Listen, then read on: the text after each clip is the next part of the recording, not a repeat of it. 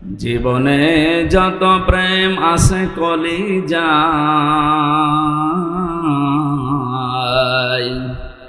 নবীজির তরে সবটুকু দিয়ে দেব তাই।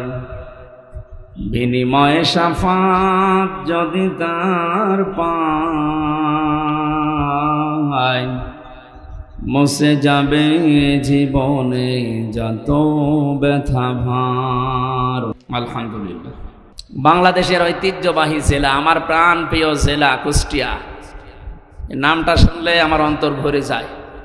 মেরপুর থানার অন্তর্গত তালবাড়িয়া হাই স্কুল ময়দানে তাফসীরুল কোরআন মাহফিলের স্বনামধন্য সভাপতি আল্লাযী খালাকাল মাউতা ওয়াল হায়াতা লিয়াবলুয়াকুম আইয়ুকুম আহসানু আমালা। আল্লাহ তাআলা বলেন, তিনি সে আল্লাহ যিনি তোমাদের মউত আর হায়াত বানিয়েছেন। তিনি দেখতে চায় সবচাইতে ভালো কাজ করে তার কাছে কে যেতে পারে। আল্লাহ কি কথা জানিয়েছে যে সবচাইতে বেশি কাজ করে কে যেতে পারে? তাহলে আকসারু আমালা দিত, আহসানু আমালা দিয়েছেন। ইসমে তাফজিল, কাজটা যেন ভালো হয়। আপনি যে কাজই করেন কাজটা যেন কি হয়? ভালো হয়। আজকে পরিবেশটাও ভালোই ছিল, কিন্তু এখন তো আর এই যে আসার সময় যে অবস্থা দেখলাম, এখানে তো বসে থাকা দুষ্কর। তারপরেও কষ্ট স্বীকার করে যারা বসে আছেন, আমরা জানি যে এবাদতে কষ্ট বেশি ও এবাদতে সওয়াব বেশি। সুতরাং আজকের এই ময়দানে কোরআনের আলোচনা শোনা মানে দুইটা আলোচনা শুনলে যে সওয়াব পেবেন, আজকে একটাই তাই আল্লাহ দিয়ে দেবেন, ডবল হবে। সিস্টেম অপর পৃষ্ঠায় আছে, পৃথিবীতে 3টা অপরাধের শাস্তিও ডবল হয়। যে ইবাদতে কষ্ট বেশি ওই ইবাদতে যেমন সওয়াব বেশি, ডবল ডবল সওয়াব হয়। 3টা অপরাধ যদি পৃথিবীতে কেউ করে, ওই অপরাধের জন্য শাস্তিও আল্লাহ দেবেন ডবল। 1 নম্বরে যারা আল্লাহর সাথে অন্য কাউকে শরীক করে বা ডাকে, এটা বাংলাদেশ, ভারত আর পাকিস্তানে বেশি ছিল। একে এই 1টা ঘন্টা যদি আপনি নামাজে দাঁড়িয়ে থাকতেন, যা সওয়াব পেতেন এরকম সওয়াব পাবেন। আমি তো এটা মনে হয় বানিয়ে বললাম নাকি?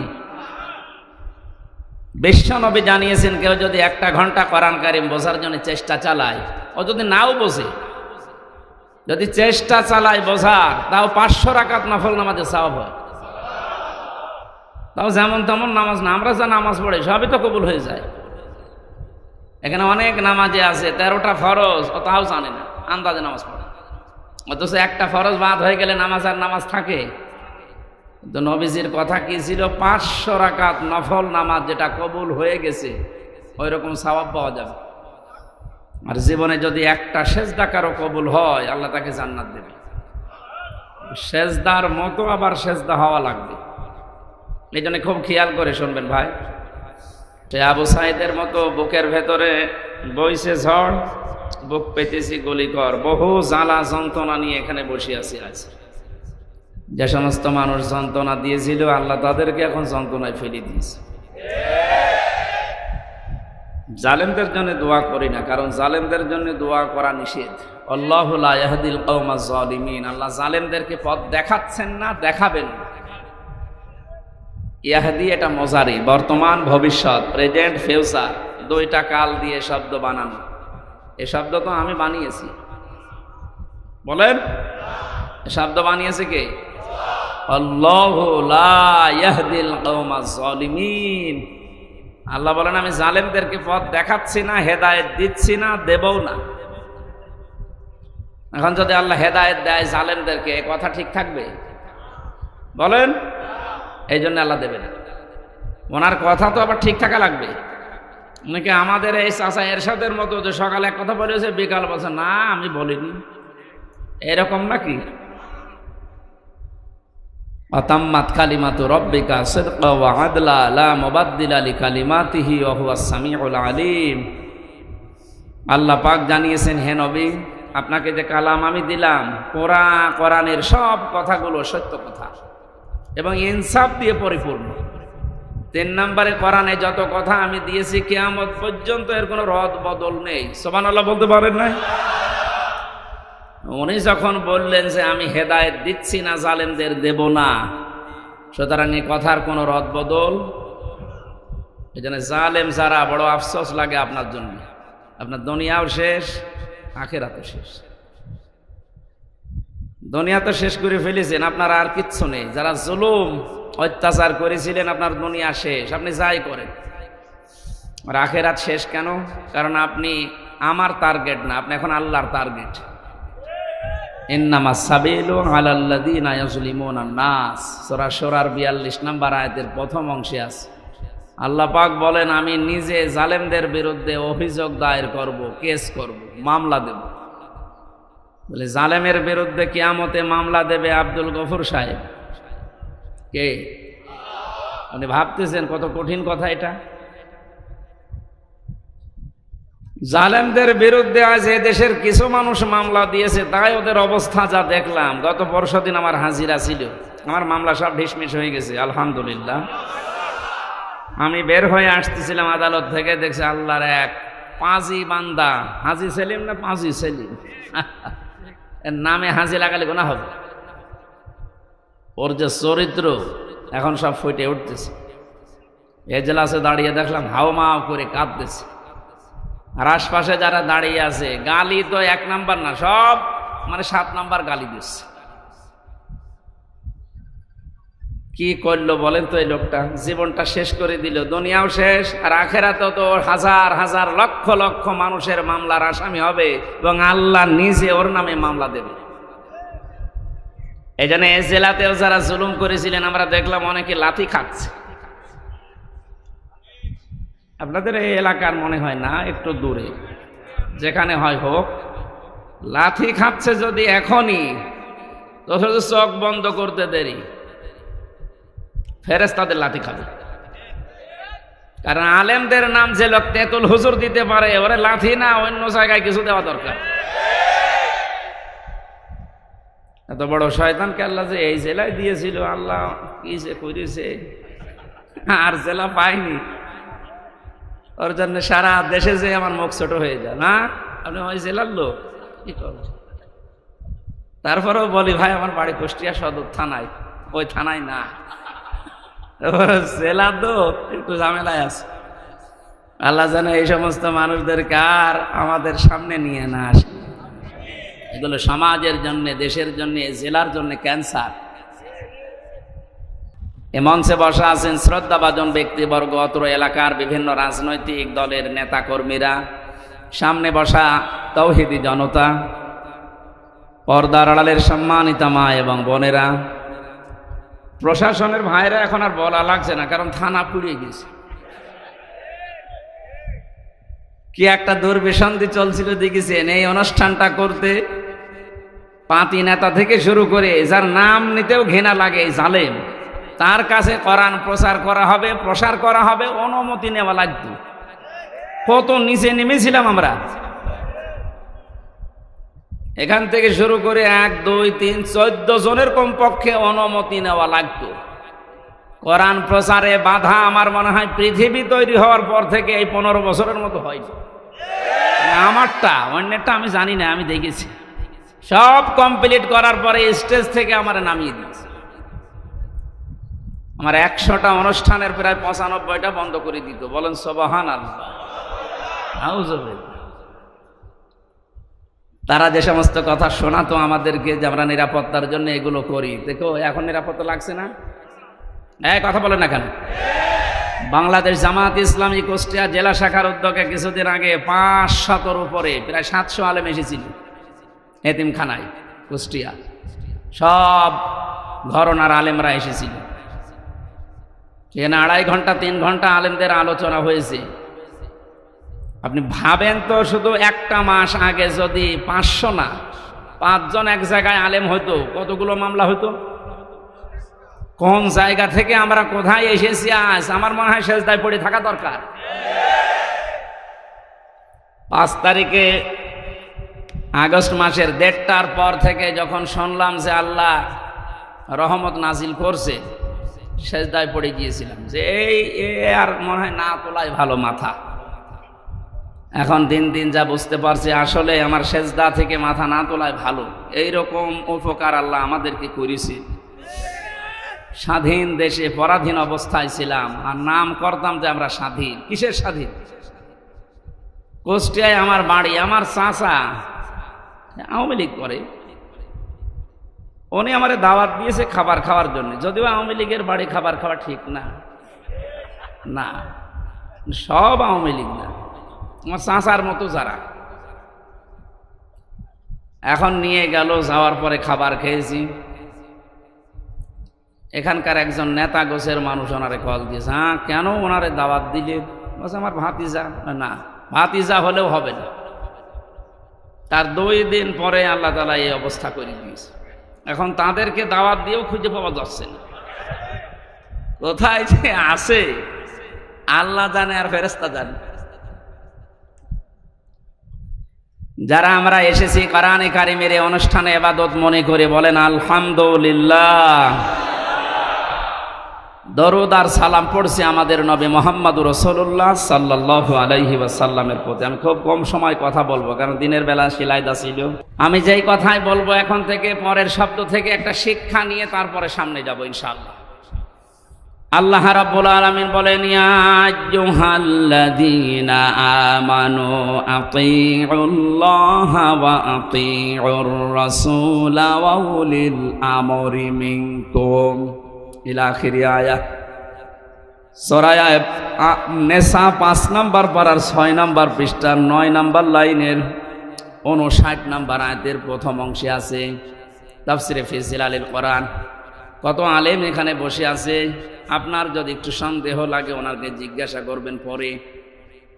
আমি যেটা বলছি ওটার সাথে কোরআন এবং বাস্তবতা যদি মিলে যায়, আপনাকে এই মুহূর্তে সিদ্ধান্ত পাল্টিয়ে মেনে নেওয়া লাগবে।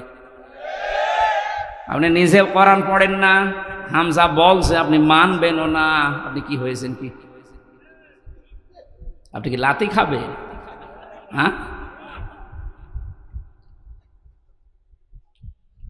আদালতে প্রবেশ করার সময় যে পুলিশের সামনে ওনারে লাথি দিয়েছিল, পুলিশকে বললাম ভাই আপনি দেখলেন না কুষ্টিয়ার লোকের লাথি দিল আর আপনি দেখলেন? বলছে করবো কি? যে লোকটা লাথি দিয়ে বেরিয়ে গেল ওরে ধরতে পারলেন না? ধরবো কি করে? ওরে তো আমি ব্যবস্থা করে দিয়েছি, মার। কারণ জালেমদের বিপক্ষে শুধু মানুষ না, সৃষ্টি জগৎ সব এবং আল্লাহ নিজে। অনেকে মনে করে যে জালেমরা এত কিছু করে, কিছুই তো হয় না। ওয়ালা তাহসাবান্নাল্লাহা গাফিলান আম্মা ইয়ামালুজ জালিমুন। সূরা ইব্রাহিমের 42 নম্বর আয়াতের প্রথম অংশে আছে আল্লাহ পাক বলেন, হে পৃথিবীর মানুষেরা, কি ধারণা করো যে জালেমদের সম্পর্কে আমি কোনো খোঁজ রাখি না, আমি গাফেল? না, ওদেরকে আমি ছাড় দিয়েছি। এ পৃথিবীর সবচাইতে বেশি তীক্ষ্ণ নজর আমি রাখি জালেমদের উপরে। ঢিল দেই কেন? ইন্নামা নুওয়াল্লিহিম লিয়াজদাদু ইসমা, যেন ওদের পাপটা পরিপূর্ণ হয়ে যায়। ওয়ালাহুম আযাবুম মুহিন, পাপ পরিপূর্ণ হয়ে গেলে আমি ওকে নিকৃষ্টতম যন্ত্রণাদায়ক অপমানকর শাস্তি দিতে পারবো। আয়াতের বাস্তব প্রমাণ আপনি দেখেন, কালামানিক বিসি পর্যন্ত উড়ে গেছে। বিসি উড়ে যায়নি? তার কত অপমান হবে বলেন? একজন বিচারপতি ছিল, তার যদি বিসি উড়ে যায়। এই যে মহিন দিয়েছেন আল্লাহ, আযাবুম মহিন, অপমানজনক শাস্তি দেব। আমার মনে মনে খুশি আমি এই কারণে যে এই বাংলাদেশে যদি আল্লাহ আর কিচ্ছু না দেখায়, এই লোকটাকে আল্লাহ যা দেখাইলো আমি শান্তি পেয়ে গেছি। হ্যাঁ, সত্যি বলছে, আমি শান্তি পেয়ে গেছি। কারণ এই লোকটা কোরআনে পাখি আল্লামা দেলাওয়ার হোসেন সাইদি রহমতুল্লাহ আলাইহে তার বিরুদ্ধে একা একা সিদ্ধান্ত নিয়েছি। অন্যগুলো কিন্তু বলতো না, আমরা তো অপরাধ পাই না, কিভাবে? বলে না, দেওয়া লাগবে। আল্লাহ মনে হয় এই কারণে ওরা কলার পাতায় শুয়েছে। মানুষ তো মরে গেলে কলা পাতায় জীবিত অবস্থায় শুয়েছে। এই জন্য জালেমদের সম্পর্কে কিন্তু খুব তীক্ষ্ণ নজর আল্লাহর। ও কোনো মানুষ যেন জালেম হয়ে যাবেন না। যা বলছি এবার মিলা। আল্লাহ ডাক দিলেন, ইমানদার যদি দাবি করো, এখানে অন্তত যারা আমরা আছি ৯৬% যেহেতু মুসলমান এই দেশে, আমরা অন্তত নামে হলো আমরা এখন ইমানদার, কামে না হলেও নামে যারা ইমানদার, আল্লাহর ডাকটা দেখেছেন, ইয়া আইয়ুহাল্লাযীনা আমানু। ৮৯ জায়গায় আছে এই শব্দটা কোরআনে।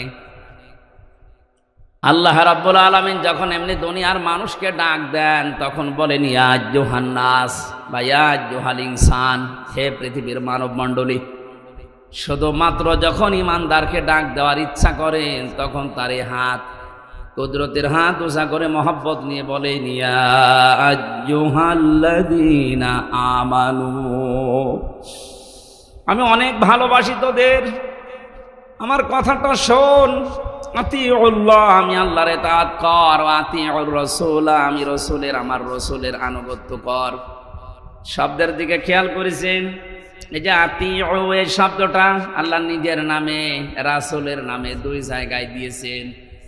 এটা ফেল, এটা ভার্ব, এটা ক্রিয়া। উলিল আমরি মিনকুমের আগে আল্লাহ আতিউ দেননি। আমি যত তাফসীর মিলিয়েছি, মুফাসসিরিন ইকরাম জানাতে চেয়েছেন, সবাই এক বাক্যে একভাবেই মত দিয়েছেন, আল্লাহ রাসূলের আনুগত্য করা লাগবে, কোনো প্রশ্ন করা যাবে না, আপনার বুঝে আসুক বা না আসুক। কিন্তু উলিল আমরি মিনকুম দেওয়ার আগে কেন আতিউ দিলেন না? কিয়ামত পর্যন্ত তো রাসূলুল্লাহ দুনিয়ায় থাকবেন না, তো উলিল আমর আসবে, নেতৃত্ব দেওয়ার মানুষগুলো একটা একটা করে আসতেই থাকবে। এটাকে যদি কেউ মেনে চলতে চায়, মাস্ট বে, তাকে দেখা লাগবে আগে বর্ণিত আল্লাহ রাসূলের গুণাগুণ এ লোকটার ভেতরে পাওয়া যায় কিনা। আল্লাহ রাসূলের অনুসরণ যদি ওই লোকটার ভেতরে পাওয়া যায়, আপনাকে মাস্ট বি মেনে নেওয়া লাগবে তাকে। আল্লাহ রাসূলকে মানা যেমন ফরজ, উলিল আমরকেও মেনে নেওয়া ওই সময় ওই রকম ফরজ। কিন্তু শর্তটা এই, দেখতে হবে লোকটা আল্লাহ রাসূলকে মেনে চলে কিনা। প্রাণপ্রিয় কুষ্টিয়াবাসী, একটু নিজের সাথে মিলাবেন এবার। সামনে যেটা আসতেছে এটা অনেকে দুনিয়ার বিষয় বলে রাজনীতি মনে করে এড়িয়ে যেতে চান না। এটা দুনিয়ার বিষয় না, এটা আখিরাতের সাথে সম্পর্কিত। আমি কোরআনের চোখ, হাদিসের চোখ লাগিয়ে দেখতে পাচ্ছি, এটার দ্বারা হাজারো মানুষ জাহান্নামী হয়ে যাচ্ছে। আজকে সেলাই দাতে আমি দ্বিতীয় পয়েন্টটা বলেছিলাম, কিয়ামতে আল্লাহ বিচার ব্যবস্থা যখন আরম্ভ করবেন, প্রথম ধাপ, দ্বিতীয় ধাপ। প্রথম ধাপে একা একা ডাকবেন, দ্বিতীয় ধাপে যখন ডাকবেন আল্লাহ তখন আর একা ডাকবেন না। ইয়াউমা নাদউ কুল্লা উনাসিম বিইমামিহিম।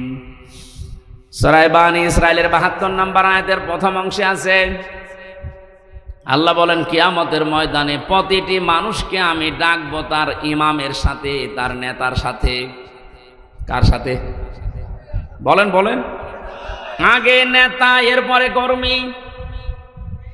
কুষ্টিয়াবাসী, বিবেক যদি আপনার এখনো জাগ্রত থাকে, যদি কুকুরে প্রসাব করে না দেয়, ভালোভাবে চিন্তা করেন। আগে নেতা, এরপরে আপনি। আপনি বলেন তো আপনার মন থেকে, আপনি যারা আদর্শ মেনে চলেন, যাকে আপনি রায় দেবেন, ভোট দেবেন, এটাকে তো একটা ইবাদত। অনেকে মনে করে ভোট এ শব্দ কোথায় আছে? এদিকে আসি। তাফসিরে মারেফুল কোরআনে আল্লামা শফি রহমতুল্লাহ আলাইহি উনি সূরা নিসার ৫৮ নম্বর আয়াতের ব্যাখ্যা করতে গিয়ে আমানাত, এই বহুবচন শব্দের ব্যাখ্যায় তিনি আমানত মানে ভয়কাট্য ভোট লিখেছেন। কারণ এটা একটা রায় দিচ্ছেন, আপনি সমর্থন জানাচ্ছেন, সহযোগিতা করছেন।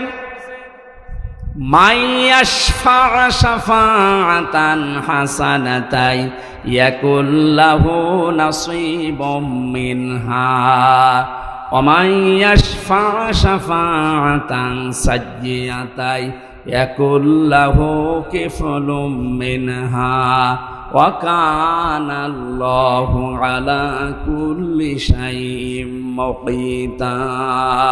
বলেন আল্লাহু আকবার। সূরা নিসা ৫ নম্বর পারার ১০ নম্বর পৃষ্ঠার ১১ নম্বর লাইনের ৮৫ নম্বর আয়াত, এটা ইবনে কাসিরে আছে। আল্লাহ পাক বলেন, যদি কেউ এই পৃথিবীতে ভালো কাজের সাহায্য করে, রায় দেয়, সাপোর্ট করে, ভোট দেয়, ওই লোকটা ক্ষমতা পেয়ে যত ভালো কাজ করবে, আপনি শুধু একটা রায় দেওয়ার কারণে ওই সওয়াব পেতেই থাকবেন। কোন মানুষ যদি অন্যায় কাজে সাপোর্ট করে, ও অন্যায় কাজ করার দ্বারা যে গুনাহ হবে, আপনি শুধু একটা রায় দিয়েছিলেন, এই কারণে একই গুনার ভাগ হবে। এই আয়াতের ব্যাখ্যা করতে গিয়ে আমি দেখেছি মুফাসসির লিখেছেন, কিয়ামতে বহু মানুষ উঠবে, তার আমলনামায় জিনার গুনাহ লেখা থাকবে। ডাক দিয়ে বলবে, রব্বুল আলামিন, এটা ফেরেশতারা ভুল করেছে। কি হলো? আমি তো জীবনে জিনা করিনি, আমার জায়েজ স্ত্রী ছিল, সারা জীবন আমি বৈধভাবে সংসার করলাম, আর তোমার ফেরেশতারা লিখেছে আমি নাকি জিনা করেছি। একটা কথা হলো, আল্লাহ পাক বলেন, বান্দা আমি জানি তুমি জিনা করনি। এমন লোককে রায় দিয়েছিলে যে লোকটা রায় পেয়ে সংসদে এই বিল পাস করেছিল। এরকম মানুষ এসে নেই? এমন মানুষকে রায় দিয়েছে, এই লোকটা রায় পাওয়ার পরে এমন এমন জায়গায় রাত কাটিয়েছে। আমি দেখতে পাই এই দেশে প্রায় 250টার উপরে নাইট ক্লাব চলছে শুধু ঢাকাতে। কুষ্টিয়াতেও প্রায় 14টার উপরে চলছে। এ সমস্ত জায়গায় তো শুধু আল্লাহর জিকির হয়। নিজের জায়েজ স্ত্রী বাদ দিয়ে যারা এখানে হাজার হাজার লক্ষ লক্ষ টাকা খরচ করে এগুলো চালাচ্ছেন, তাদের চরিত্র কোথায় নেমেছে বলা লাগবে না, বুঝে ফেলেছেন। আপনি যে শুধু রায় দিয়েছিলেন, ওই লোকটা যত দিন নিজে হোটেলে রাত কাটিয়েছে, যত রকমের জেনা, তার হাতের জেনা, মুখের জেনা, চোখের জেনা, লজ্জাস্থানের জেনা, যত রকমের জেনা হয়েছিল ওগুলো সব ফ্ল্যাক্সে লোড হয়ে বিকাশ হয়ে আপনার আমলনামায় যাচ্ছে। এখন যদি বলেন, হুজুর আমার বিকাশ নাম্বার খোলা নেই, এমনি খুলে যাবে, খোলা লাগবে। ভোটার আইডি কার্ড দিয়ে, ছবি দিয়ে, তারপরে টিপসই দিয়ে বিকাশ করবেন, লাগবে না, এমনি খুলে যাবে। শুধু রায়টা দিয়ে দেখেন। আপনাকে আমি বলছি না যে অমকে দাঁড়িয়েছে তারে রায় দেন না, আপনি দেখবেন যে 5 জন দাঁড়িয়েছে ভোটে, এর ভেতরে আল্লাহ রসুলকে মেনে চলে কোন লোকটা, আপনি তারে দেন। কারণ আপনার এই রায়টা রায় না, এটা একটা ইবাদত। এটা কি?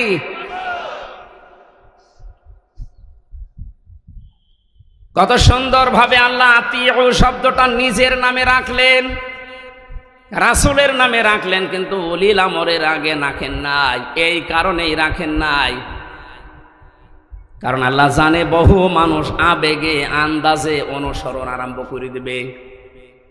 কোরআনে কারীম জানাচ্ছে, ইত্তাবিউ মা উনসিলা ইলাইকুম মির রাব্বিকুম ওয়া লা তাত্তাবিউ মিন দুনিহি আউলিয়া কলিলাম মা তাযাক্কারুন।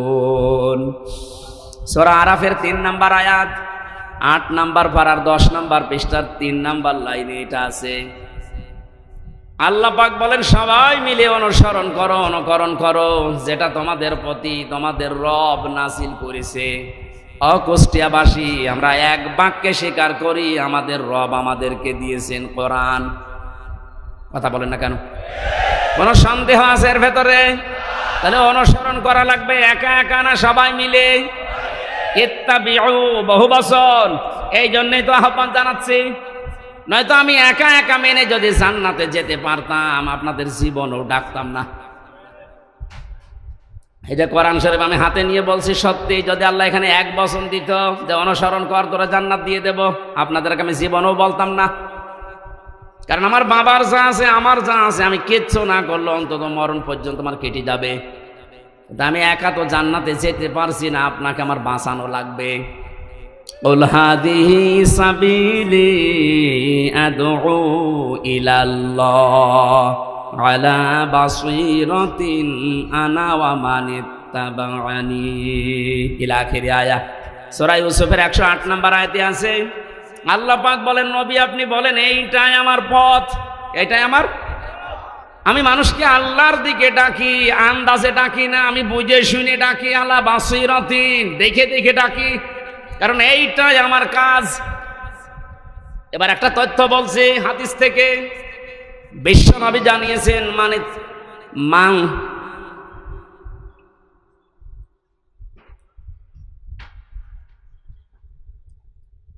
অমাং দাগা ইলাইহি হাদা। এখানে আরবি গ্রামার যারা বসে ওদেরকে জিজ্ঞাসা করেন, দাগা এক আলিফ টান আছে, অমাং দাগা ইলাইহি হাদা। কেউ যদি কোরআন দিয়ে মানুষকে ডাকে, আল্লাহ নিজে তাকে হেদায়েতের উপরে রাখে। আমি এমনিতে ঝুঁকিপূর্ণ পথ বেছে নেইনি। 3টা বছর জেলখানায় থাকার পরে তো সিদ্ধান্ত নিতে পারতাম না যে যা করছে করুক গা, লা ইলাহা ইল্লাল্লাহ, পারতাম না। আমার বাবার যা আছে সত্যি কথা বলছে, আমি একা, আমার কিছু চলে যেত। কিন্তু এই রক্ত পিচ্ছিল পথে আমি বেছে নিয়েছি। আল্লাহ পাকের ঘোষণা যে আমি যদি হেদায়েতের উপরে থাকতে চাই, কোনো গাছতলায় বসে, আস্তানায় বসে, খানকায় বসে হেদায়েতের উপরে থাকা যাবে না। হেদায়েতের উপরে থাকতে হলে দাঁড়া আল্লাহর দিকে কোরআন দিয়ে মানুষকে ডাকা লাগবে। আমি যদি ডাকতে পারি, আল্লাহ নিজে দায়িত্ব নিয়ে আপনাকে রাখবে হেদায়েতের উপরে। আর যাদেরকে আমি ডাক দেব তাদের অবস্থা কি? ফাকাদ হুদিয়া ইলা সিরাতিম মুস্তাকিম। এই যে আলেম যারা আছে, ফা দিলেন কেন এখানে? কদ দিলেও তো অর্থ হয়ে যেত, আবার কদ বাদ দিয়ে দিলেও অর্থ হয়ে যেত। ফা শব্দটা প্রায় 19টা অর্থে ব্যবহার হয় বালাগাত মান থেকে। এটা তার ক্লাস চলছে না মাদ্রাসার, যে আমি একেবারে ভেঙে ভেঙে বলবো। এতটুকু বলতে পারছি, আল্লাহ এত বড় কঠিন শব্দ নবীজিকে দিয়ে বলিয়েছেন, ফাকাদ হুদিয়া ইলা সিরাতিম মুস্তাকিম। কোরআনের ডাকে যদি সত্যিই কেউ বুঝে শুনে সাড়া দিয়ে দেয়, আল্লাহ নিজে তাকে সিরাতে মুস্তাকিম নসিব করে দেয়। আমি আজকে ডাক দেব, আমি থাকতে চাই হেদায়েতের উপরে। আর আমি আন্দাজে ডাকি না, আমি বুঝে শুনে ডাকি। আর আপনারা সাড়া দেবেন, আপনাদেরকে আল্লাহ জান্নাতের পথ দেখিয়ে দেবে। জান্নাতের পথ দেখানোর দায়িত্ব হামজার কার? বলেন বলেন। আল্লাহ যদি এতটুকু শেষ করে দিতেন, আলা বাসিরাতিন, না আনা ওয়ামানিত্তাবানি, এটা আমার কাজ, এবং আমাকে যারা অনুসরণ করে, আমার উম্মত বলে যারা দাবি করে, কিয়ামত পর্যন্ত তাদেরও আমি আল্লাহর দিকে মানুষকে ডাকা লাগবে। এই জন্য শব্দটার দিকে খেয়াল করে আমি ডাকতেছি, ইত্তাবিউ, আমরা সবাই অনুসরণ করতে চাই। কোনো বাবার অনুসরণ না, কোনো পীর সাহেবের অনুসরণ না, কোনো দাদার অনুসরণ না। আমি অনুসরণ করব সবাই মিলে কোরআনের। আরো জোরে। আল্লাহ এতটুকু শেষ করলেন না, আরেকটু বাড়িয়েছেন, ওয়ালা তাত্তাবিউ, এই অনুসরণ করা যাবে না, মিন দুনিহি আউলিয়া, ওলির বহু বচন আউলিয়া। এ দুনিয়ায় কোন ওলি আল্লাহর অনুসরণ করার দরকার নেই। এই শব্দটা শোনার পরে মনে হচ্ছে আল্লাহ তার ওলিদের বিরুদ্ধে। না মানে বাংলা অর্থ করেন তো দেখি, করেন। ওয়ালা তাত্তাবিউ মিন দুনিহি আউলিয়া, কোন ওলির অনুসরণ দরকার নেই। আল্লাহ একজন ওলিকেও বাদ দেয়নি, সব সে। বাংলা অর্থ করলে মনে হচ্ছে আল্লাহ তার ওলিদের বিরুদ্ধে। না, ব্যাখ্যায় গিয়ে দেখলাম আল্লাহ এই জন্যে নিষেধ করেছেন, কারণ আল্লাহ ভালোভাবে জানেন পৃথিবীতে বহু মানুষ এমন আসবে, ওরা আল্লাহর চাইতে ওদের আব্বাকে বড় মনে করবে,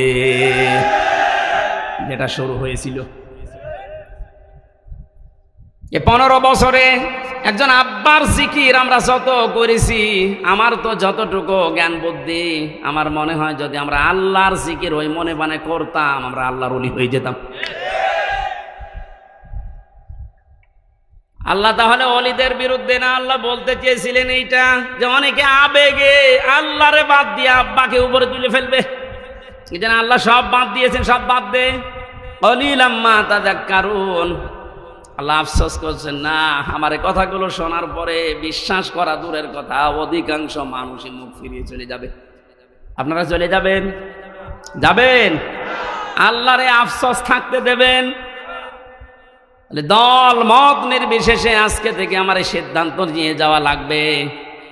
আমি যেহেতু রায় দেব সামনে, এটা একটা ইবাদত, নামাজের মতো একটা ইবাদত। নামাজ পড়লে সওয়াবের উদ্দেশ্যে, রায় দেব আমি সওয়াবের উদ্দেশ্যে। আমার আমল নামায় যেন হজের সওয়াব লেখা হয়, হজ না করেও।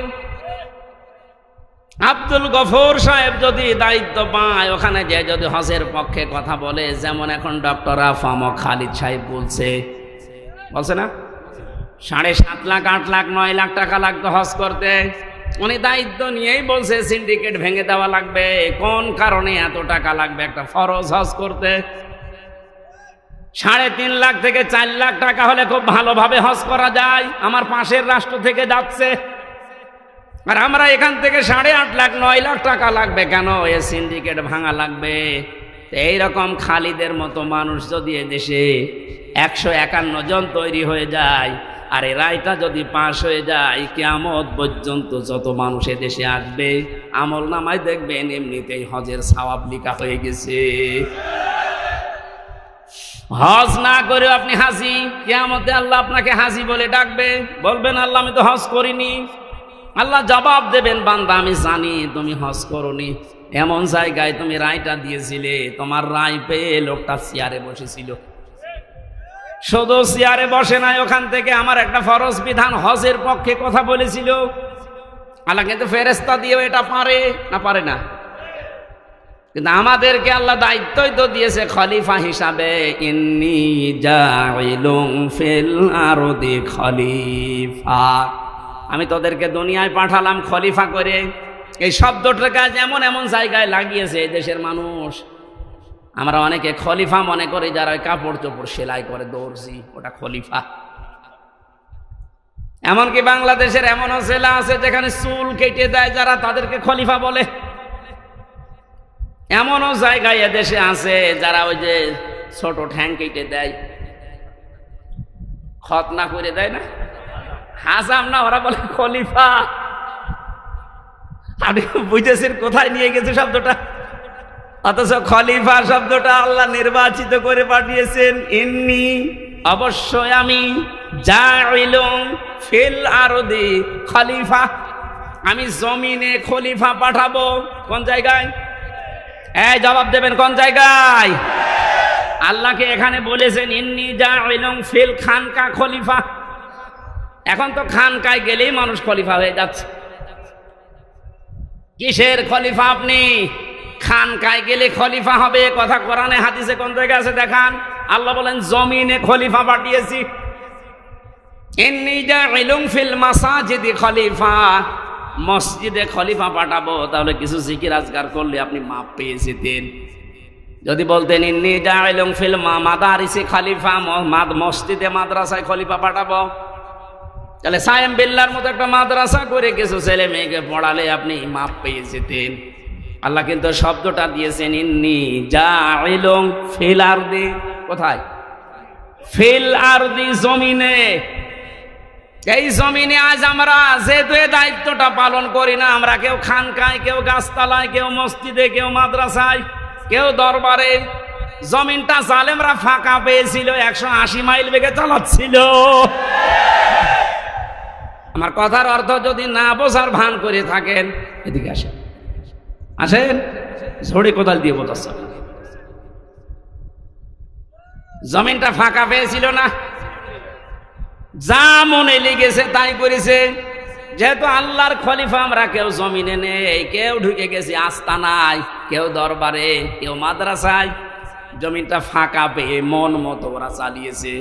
এখন আর না, আমরা বুঝে ফেলেছি আল্লাহ আমাদেরকে পাঠিয়েছে ফিল আরদি। কোথায়? আরো জোরে, আরো জোরে। সুতরাং জমিনে থাকতে রাজি আছি আমরা।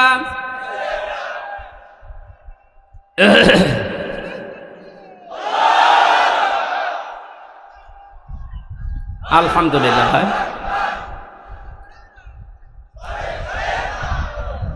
আমি এতক্ষণ পর্যন্ত যা বলছি তার সামারাইজ এইটা। এমন মানুষকে আমরা রায় দেব, ভোট দেব, তার পেছনে থাকবো যেই মানুষটা আল্লাহ রসুলকে মেনে চলে। সে জামাত ইসলাম হওয়া লাগবে, চরমনায় হওয়া লাগবে, শর্ত না। দেখবেন এই লোকটা আল্লাহ রসুলকে মেনে চলে কিনা। আর যার চেহারা দেখলে আল্লাহর আগেই রাগ হয়ে যাবে কি? কারণ আপনাকে তো আল্লাহ বিচারের জন্য ডাকবেন, একা একা না, ডাকবেন কয়জন করে? নেতা সাহা, নেতা আগে কর্মী পরে। এমন নেতার পেছনে থাকেন যারা দেখলে মানুষ লাথি দিচ্ছে, আল্লাহ লাথি দেবে। কথা বলে না কেন? আপনার বিবেকে কি বলে বলেন? এখন আমি অন্য জেলার কথা বাদ দিলাম, এই জেলায় যারা দায়িত্বে ছিল এদেরকে যদি আপনি সামনে রাখেন, পেছনে আপনি, ওর যে চেহারা, চরিত্রের কথা তো বাদই দিলাম, ওর যে চেহারা, সিরাত সরাত নবীজির কোনটা আছে ওর ভেতরে, পরে সামনে দিয়ে আপনি পেছনে, কি মনে হচ্ছে আপনার কাছে? আল্লাহ ওর দিকে তাকালে আপনার পর্যন্ত যাবে? ওর দিকে তাকিয়েই তো আল্লাহ বুঝবে যে এর সূরাত সিরাতের ভেতরে বাইরে তো সবই আল্লাহর জানা। তখন বলবে ওর পেছনে যেটা আছে আরো 2 নাম্বার। কথা বলে না কেন? দেখবেন ও নিজেই বলছে ঠিক, যে যার পেছনে আছি ওরে যদি সামনে রাখি আল্লাহ মাফ করবে না, ও ধরা খাবে না? আপনি তো ধরা খেয়ে বসে আছেন, এখনো বলছে ঠিক।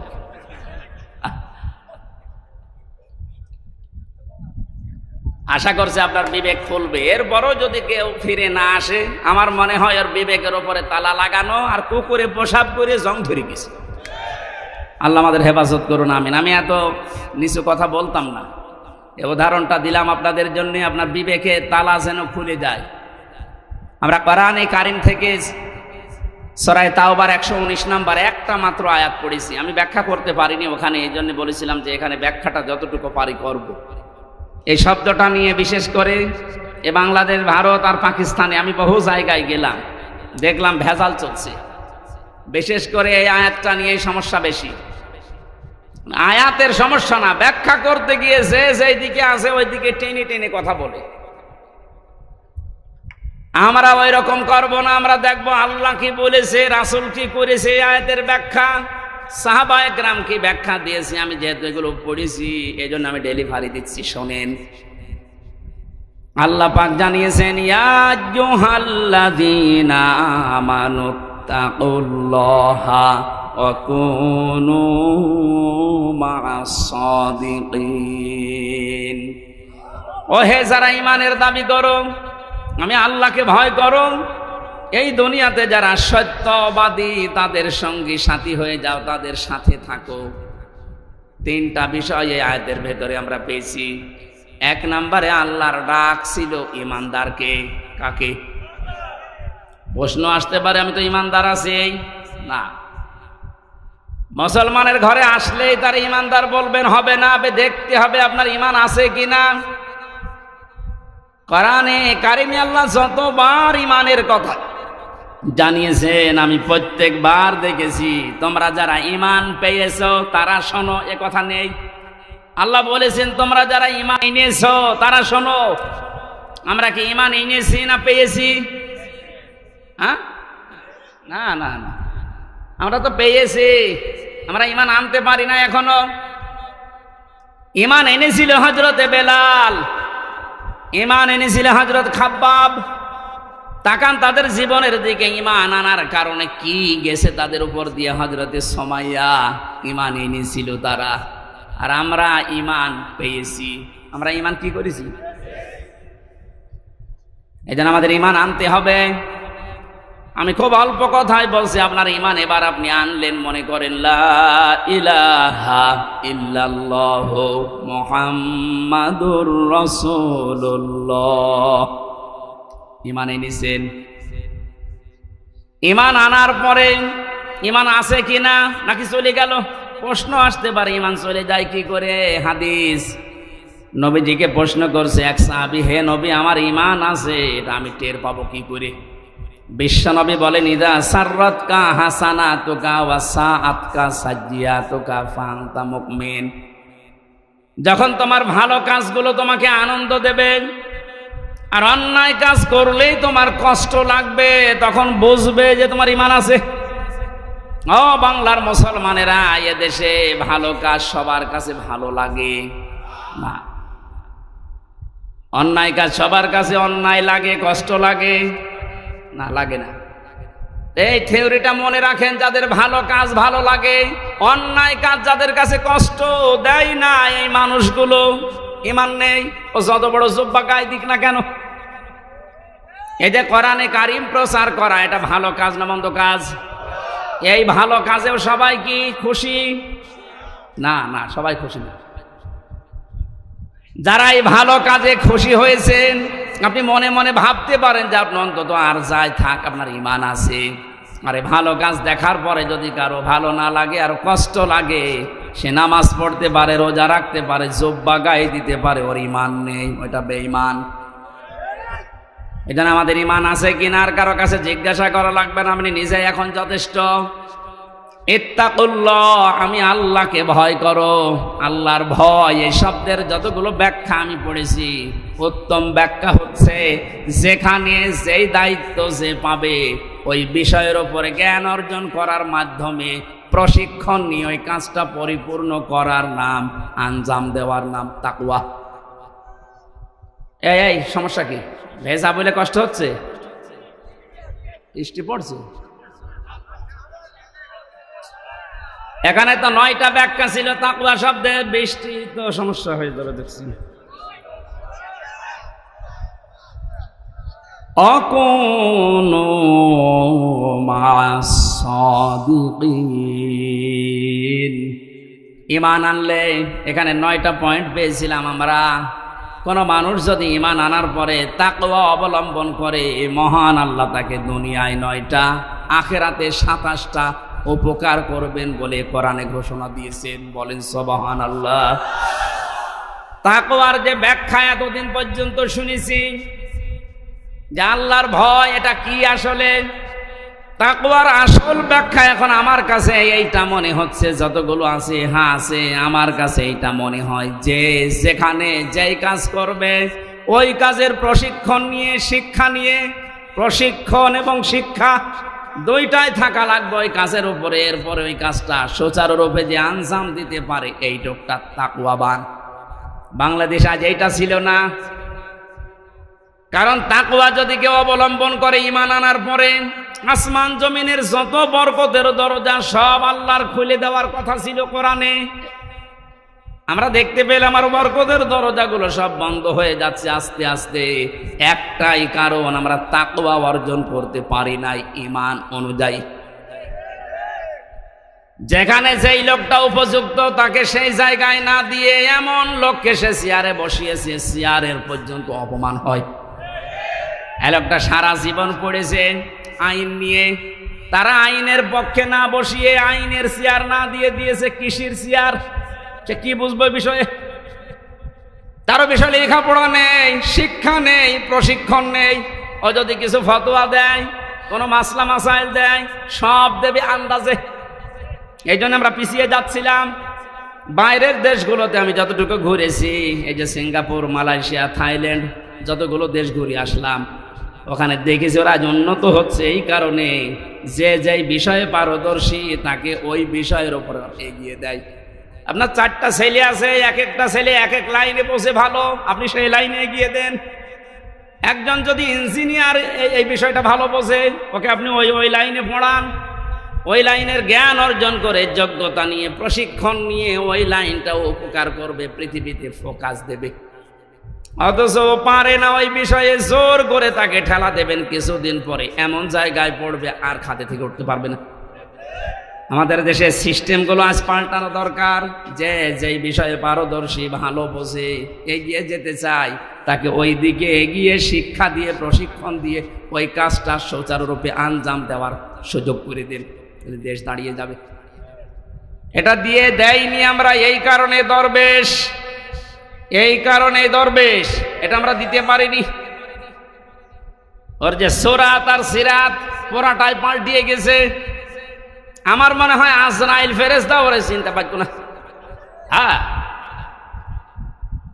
ওর যে অবস্থা, দরবেশ থেকে ধরবেশের যে অবস্থা একেবারে নম হয়েছিল, প্রশাসন পর্যন্ত চিনতে পারে নাই। চিনবে কে? ফেরেশতা আজরাইল এসে যদি বলে ভাই তুমি কে, তুমি কি আসলে সে দরবেশ? বলে যদি না, আমি এ নৌকার মাঝি, তা তোরা ছেড়ে দিলাম। আমার ভাইরা, এই জন্য আমাদের তাকওয়া হচ্ছে না। তাকওয়া যারা অর্জন করেছিল ওই মানুষগুলোকে আল্লাহ দুনিয়াতে কি কি উপকার করেছিলেন। কোরআনে কারীম বলেছে তাকওয়া অর্জন করতে পারে ওই মানুষ যদি বিপদেও পড়ে এমন জায়গা থেকে আল্লাহ তাকে সাহায্য পাঠাবে, লোকটার ধারণাও ছিল না যে এখান থেকে সাহায্য আসতে পারে। সত্যবাদী যারা, তাদের সাথে যেহেতু থাকার জন্য আল্লাহ নির্দেশ দিচ্ছেন, সত্যবাদী মনে করে আমরা মনে করি এই যে বিশাল চোপ্পাচার গায়ে আছে, পাগড়ি মাথায় আছে, হাতে তসবিহ আছে, মসজিদ মাদ্রাসা খানকা ছাড়া কিচ্ছু বোঝে না, এই সত্যবাদী না। কোরআনে কারিমে আয়াতের ব্যাখ্যা আছে সূরা বাকারার 177 নম্বর আয়াতে আল্লাহ পাক জানিয়েছেন কেউ যদি সত্যবাদী তার ইমানের দাবিতে হতে চায় 10টা কাজ তাকে দুনিয়ায় আঞ্জাম দেওয়া লাগবে। বাংলাদেশ সহ পৃথিবীতে যারা এই 10টা কাজ আঞ্জাম দিচ্ছেন এই মানুষগুলো তাদের ইমানের দাবিতে সত্যবাদী। আপনি তাদের সাথে থাকবেন, এ নির্দেশ হামজার। কার? আরো জোরে বলেন। এই নির্দেশটা আপনাকে মানা লাগবে আজকে।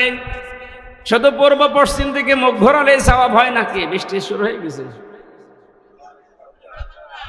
না না, কষ্ট হবে ভাই,